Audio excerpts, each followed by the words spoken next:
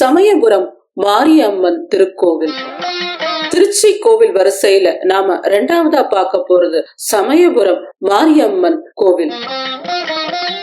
இந்த கோவில் திருச்சி ரயில்வே நிலையத்திலிருந்து 20 கிலோமீட்டர் தள்ளி இருக்கு.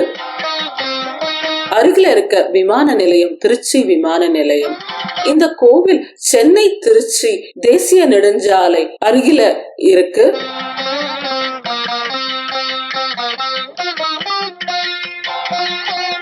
மாரியம்மன் சமயபுரத்தாள், கண்ணாத்தா, கண்ணபுரத்தாத்தாள், மகாகாளியம்மா, 1000 கண்ணுடையாள், மகாமாரி, மகாமாயி அப்படின்னு இந்த சமயபுரம் மாரியம்மனுக்கு பல பேர்கள் உண்டு.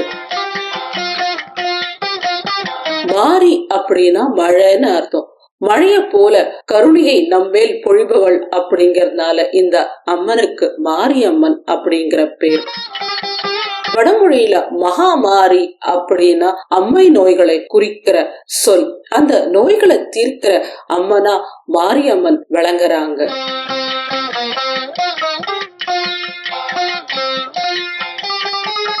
வாழ்க்கையில நம்மளுக்கு அடுத்து என்ன செய்யறது அப்படின்னு தெரியாம தவிக்கிற அந்த நேரத்துல, அந்த சமயத்துல நம்மளுக்கு உதவுற அம்மன் அப்படிங்கறதால இந்த அம்மனுக்கு சமயபுரத்தாள் அப்படின்னு பெயர்.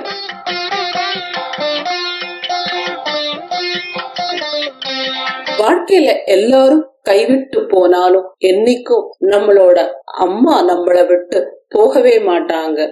அந்த மாதிரி நம்மளோட சுகத்திலையும் துக்கத்திலையும் நம்ம கூட வர அன்னையா சமயபுரத்தாத்தாள் இருக்காங்க.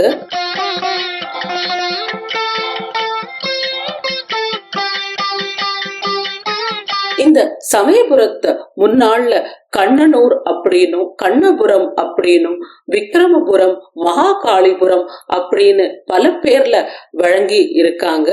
இப்பவும் கெசட்ல இந்த ஊர் எஸ் கண்ணனூர் அப்படின்னே வழங்கப்படுறது.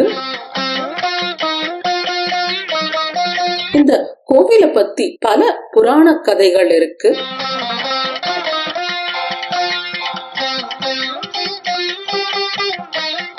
ஐம்பத்தோரு சக்தி பீடங்கள் உருவான கதை தெரியும். தக்ஷனோட யாகத்துல விழுந்த சதிதேவிய தூக்கிட்டு சிவன் அலையும் போது விஷ்ணுவோட சக்கராயுதம் தேவியோட உடலை பல பாகங்களா வெட்டி வீழ்த்தும் போது அதுல தேவியோட கண் இந்த இடத்துல விழுந்ததா சொல்லப்படுறது. அதனாலே இந்த ஊர் கண்ணபுரம் அப்படின்னும் கண்ணனூர் அப்படின்னும் வழங்கப்பட்டது.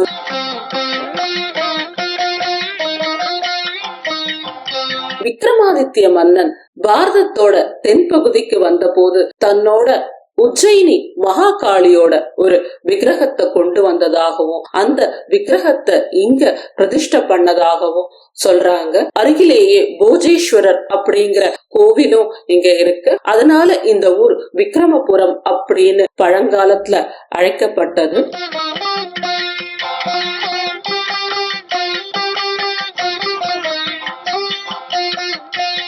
ஸ்ரீரங்கத்துல இருக்க ரங்கநாதர் கோவில்ல விஷ்ணு துர்க்கையோட கோவில் இருந்தது. எல்லா மக்களும் தன்னை வழிபடணும்னு நினைச்ச விஷ்ணு துர்க்கை அங்க இருந்த கோவில் அர்ச்சகர் கனவுல தன்னை வெளியே கூட்டிட்டு போகும்படி சொல்றாங்க. ஆனா அவங்க கேட்காததால அங்க இருக்க அனைவருக்கும் வெப்ப நோய் வந்ததாகவும் விஷ்ணு துர்க்கையோட உடம்பு முழுக்க தீ ஜுவாலையில படுறது.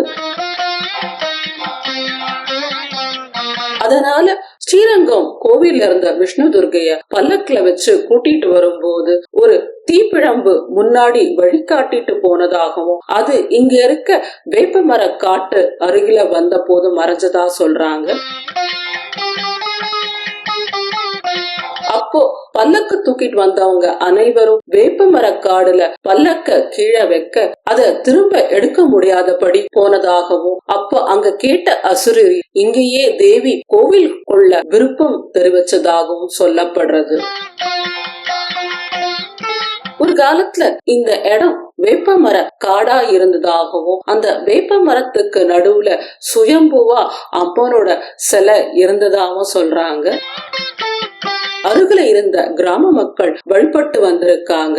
இந்த அம்மனை வழிபட்டு போகும்போது காரியங்கள் நல்லபடியா நடந்ததாகவும், திருடர் பயம் இல்லாம எல்லா இடத்துக்கும் பாதுகாப்பா போயிட்டு வந்ததாகவும், அதனால இந்த மாரியம்மனோட புகழ் பல இடத்துல பரவினதா சொல்லப்படுறது. சமயபுரம் மாரியம்மன் கிழக்கு நோக்கி அமர்ந்த கோலத்துல நம்மளுக்கு காட்சி கொடுக்கறாங்க. தலையில 5 தலை நாகம் கொடை பிடிச்சு இருக்கு. அவங்களோட 8 கையில வில், அம்பு, திரிசூலம், பாசம், சங்கம், சக்கரம், வாள் மற்றும் மண்டையோட நம்மளுக்கு காட்சி கொடுக்கறாங்க. 8வது கையில இருக்கிறத மண்டையோடு அப்படின்னும் இல்ல குங்கும சிமிழ் அப்படின்னும் சொல்றாங்க.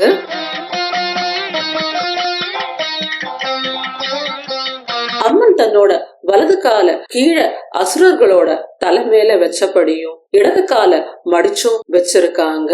சிவந்த நிற மேனியில நம்மளுக்கு காட்சி கொடுக்கறாங்க. அம்மனோட முகம் பார்க்கவே ரொம்ப பிரகாசமா இருக்கு.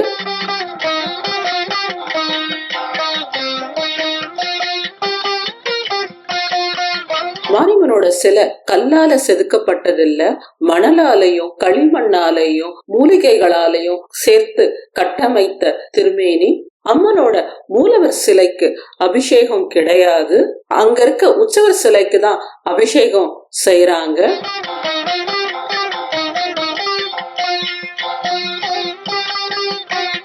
தமிழகத்துல இருக்க கோவில்ல 2வது பெரிய கோவில் சமயபுரம் மாரியம்மன் கோயில் தான். முதல் கோவில் பழனி, அதற்கு பிறகு சமயபுரம் மாரியம்மன் கோவில்ல தான் பக்தர்களோட காணிக்கை அதிகமா வரதா சொல்லப்படுறது. அம்மனை ஞாயிற்றுக்கிழமையிலயும் செவ்வாய்க்கிழமையிலயும் வெள்ளிக்கிழமையிலயும் தரிசனம் செய்யறது ரொம்ப சிறப்பான விஷயம்.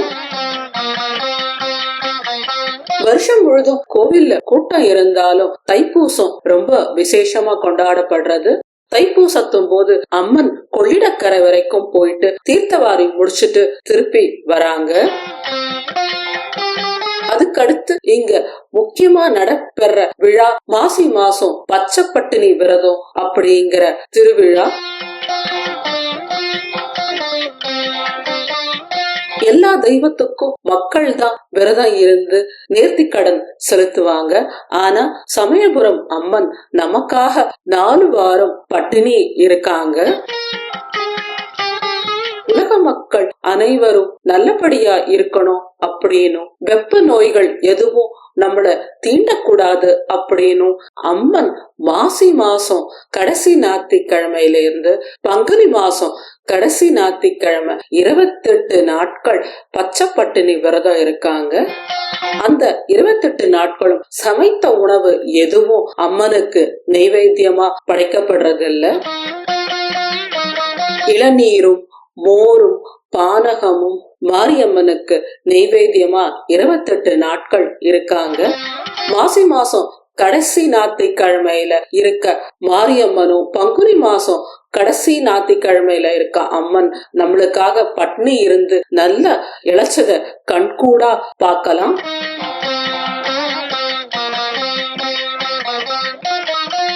நாலு ஞாயிற்றுக்கிழமையும் அம்மனுக்கு பூமாலை எதுவும் அணிவிக்கிறது இல்ல. அப்போ அம்மனுக்கு இங்க பூச்சொரிதல் அப்படிங்கிற சடங்கு நடத்துறாங்க. கூட கூடையா பூ எடுத்துட்டு வந்து அம்மன் மேல பூ மழை பொழியறாங்க. இதனால அம்மனோட உடம்புல இருக்க உஷ்ணம் தீரறதா சொல்லப்படுறது. யானை மேலையும் வண்டிகள் முழுக்க பூக்களாவும் மக்கள் தலையில பூக்கூடைய சுமந்துட்டு பல மைல்கள் நடந்து வரதையும் நாம பார்க்கலாம். ஸ்ரீரங்கம் ரங்கநாதரும் தன்னோட தங்கையான சமயபுரம் மாரியம்மனுக்கு பூக்கூடையும் சீரும் அனுப்புறதா ஐதீகம்.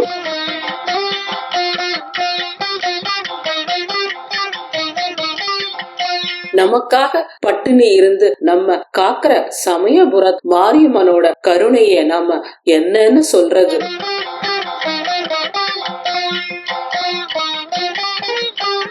சித்திரை மாசம் அம்மனுக்கு தேரோட்டம் நடைபெறது.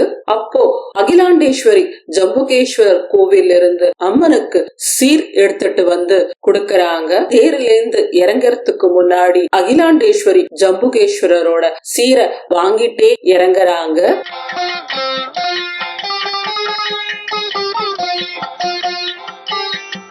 ஆடி மாசம் வெள்ளிக்கிழமைகள்லயும் தை மாச வெள்ளிக்கிழமைகள்லயும் அம்மனை பார்க்க லட்சக்கணக்கான மக்கள் கூடுவாங்க.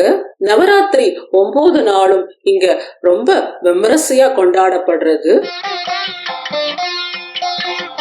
பூச்சொரிதல் விழாவுக்கும் இந்தியாவை ஆண்ட ராபர்ட் கிளைவுக்கும் நெருங்கிய சம்பந்தம் இருக்கிறதா சொல்லப்படுறது.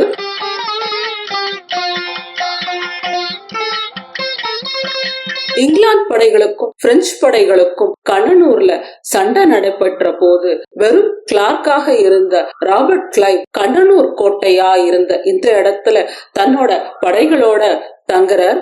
அப்போ அவருக்கு உடம்புல வெப்ப நோய், அதாவது அம்மை நோய் கண்டு அவஸ்தப்படுறார்.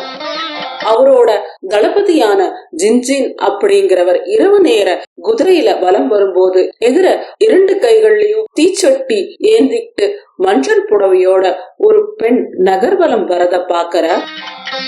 அவர் கூப்பிட்டும் அந்த பெண் நிற்காம போக தன்னோட துப்பாக்கியால சுட முயல தோட்டாக்கள் அந்த பெண் மேல மலர்களா விடர்ந்து. துப்பாக்கி சத்தம் கேட்டு அங்க ஓடி வந்த மக்கள் அது சமயபுரம் ஆத்தா நகர்வலம் போற நேரம் அப்படின்னு சொல்றாங்க. அத நம்பாம ஜின்ஜின் சமயபுரம் கோவிலுக்கு உள்ள போய் பார்க்க அங்க பீடம் காலியா இருக்கு. அதே நேரத்துல அம்மன் அங்க வந்து கோவில் கொள்றாங்க. அத நம்பாம பார்த்த ஜின்ஜினோட கண்கள் 2ம் பறி போயிடுறது. அத கேள்விப்பட்ட ராபர்ட் கிளைவ் அம்மன் கிட்ட வந்து முறையிட்டு காணிக்கை செலுத்தி வேண்டியதாகவும் அதனால ராபர்ட் கிளைவோட நோய் நீங்கியதாகவும் ஜின்ஜினுக்கு பார்வை திரும்ப வந்ததாகவும் சொல்லப்படுறது. ராபர்ட் கிளைவ் அந்த பூச்சொரிதல் விழாவில பங்கெடுத்துட்டதா சொல்லப்படுறது.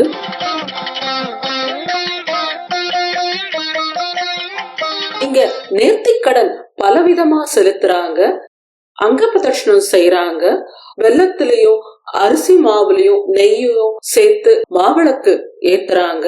அது தவிர பூ, மிளகு, வேம்பு காணிக்கையா செலுத்துறாங்க.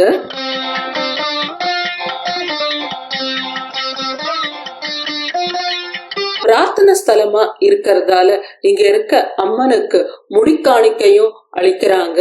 இங்க சின்ன குழந்தைகளுக்கு முடி இறக்கி காது குத்தமும் செய்யறாங்க. வெப்பத்தினால ஏற்படுற நோய்களுக்கு வேண்டிக்கிட்டு அது குணமான உடனே காணிக்க செலுத்த வராங்க.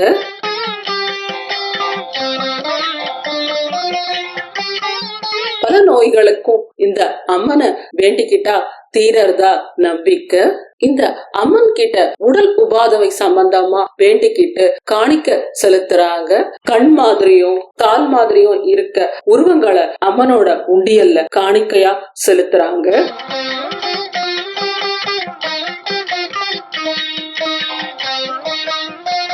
இந்த கோவிலோட ராஜகோபுரம் 5 நிலைகளை கொண்டது. ராஜகோபுரத்தை கடந்து உள்ள போன உடனே துவஜஸ்தம்பமும் பலிபீடமும் இருக்கு.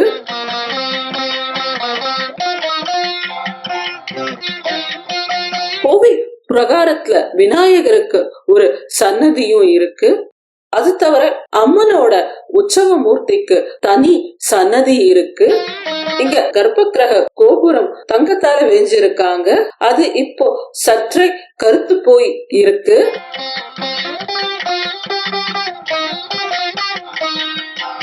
இந்த கோவிலோட ஸ்தல விருட்சம் வேம்பு.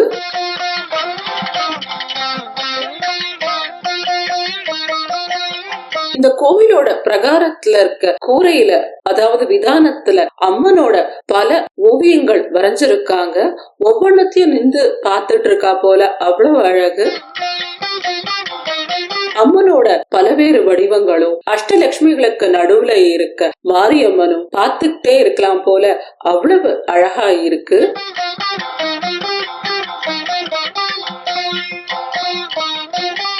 இந்த கோவிலோட ஸ்தல வரலாறு 12ஆம் நூற்றாண்டுல இருந்து கிடைக்க பெறுறது.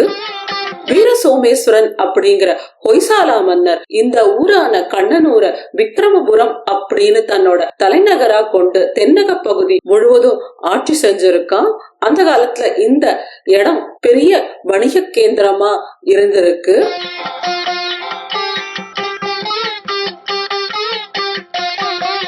இப்ப இருக்க கோவில் 18ஆம் நூற்றாண்டுல விஜயநகர மன்னர்களால கட்டப்பட்டதா சொல்லப்படுறது.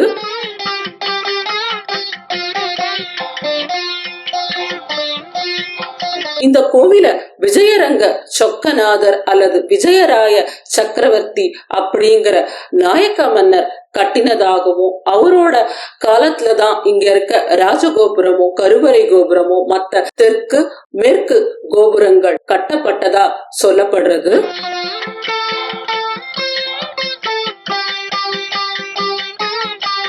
சமயபுரம் மாரியம்மன் என்னோட பிறந்தகத்தோட இஷ்ட தெய்வம், காவல் தெய்வம்.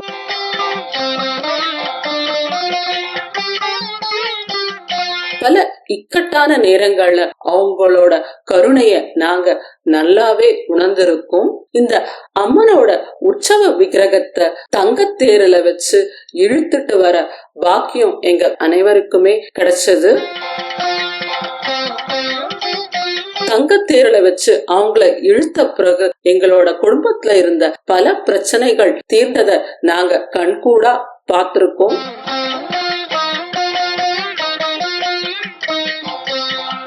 நம்மளோட எல்லா பிரச்சனைகளுக்குமே ஒரே தீர்வு சமயபுரம் மாரியம்மன் தான். அவங்கள தரிசனம் செஞ்சு நம்ம பிரச்சனைய அவங்க கிட்ட சொன்னா கண்டிப்பா தீர்ப்பாங்க.